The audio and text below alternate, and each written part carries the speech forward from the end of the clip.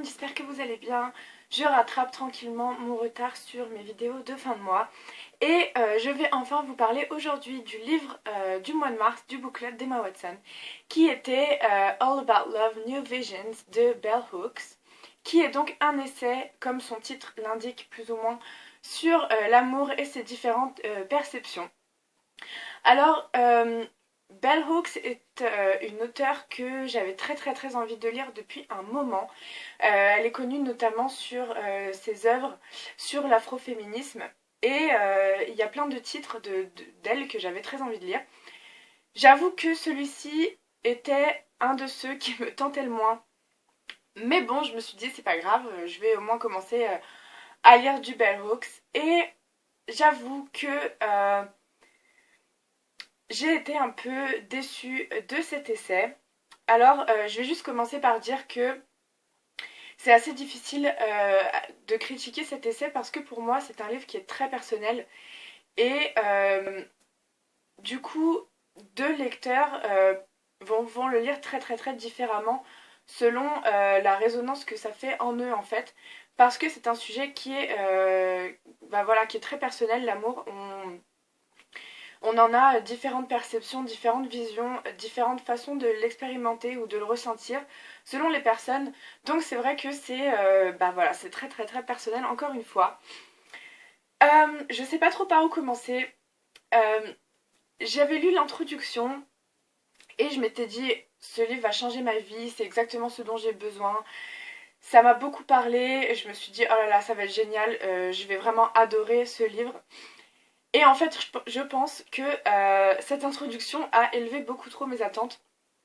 Et voilà, j'ai trouvé l'essai un peu, je dirais peut-être un peu inégal, mais en fait c'est juste qu'il y a certains chapitres que j'ai vraiment adorés, qui m'ont beaucoup parlé à titre très personnel, et d'autres qui m'ont fait froncer les sourcils à plusieurs reprises, où il y en a que j'ai lu un peu en diagonale parce que ça correspondait pas du tout à ce que moi je pensais ou ce que moi je voyais.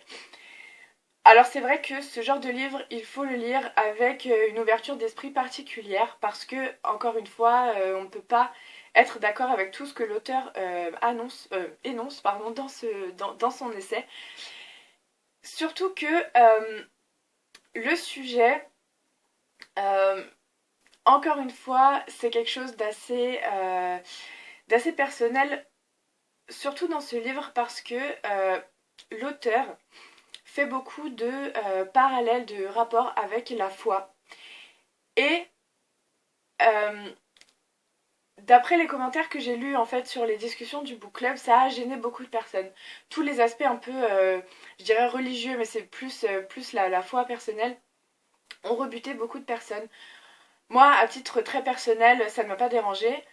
Mais c'est vrai que globalement, dans le livre, on a une grosse dimension très spirituelle, euh, très hippie un peu, on peut dire ça comme ça.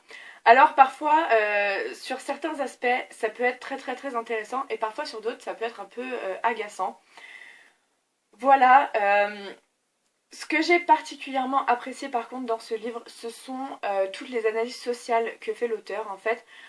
Les chapitres sont découpés selon plusieurs dimensions de l'amour.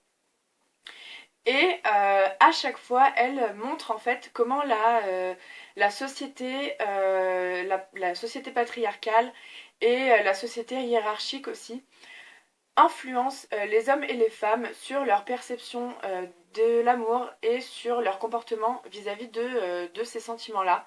Et j'ai trouvé ça super intéressant pour le coup, même si j'ai trouvé que par moments il y avait beaucoup de généralisations très grossières. Mais dans l'ensemble, toutes ces analyses sociales-là m'ont beaucoup intéressée. J'ai trouvé ça passionnant. Et voilà, alors comme je le disais, il y a des chapitres qui m'ont beaucoup touchée, qui m'ont beaucoup parlé très personnellement, comme par exemple le chapitre sur la communauté, sur la foi aussi, j'ai trouvé ça très intéressant. Voilà, elle parle aussi beaucoup de la famille, des relations, etc. Alors oui, ce sont à chaque fois des aspects différents, des aspects très fascinants. Mais j'ai trouvé que ça manquait un peu de... je sais pas de quoi ça manquait en fait, c'est ça mon problème. Mais j'ai trouvé que ça se répétait beaucoup en fait. Ça se répétait beaucoup et le discours global était très enrobé, très gentil, très voilà, un peu hippie, bisounours, etc. C'est un aspect qui m'a un peu dérangée. Du coup, voilà, j'avais beaucoup d'intérêt au début du livre. Certains chapitres m'ont moins plu. Mon intérêt est remonté ensuite. Et la fin du livre, j'avoue que je l'ai lu un peu rapidement. Donc voilà, mais j'ai quand même voilà, trouvé ça intéressant. Et j'ai surtout très envie de continuer à lire d'autres livres de cet auteur.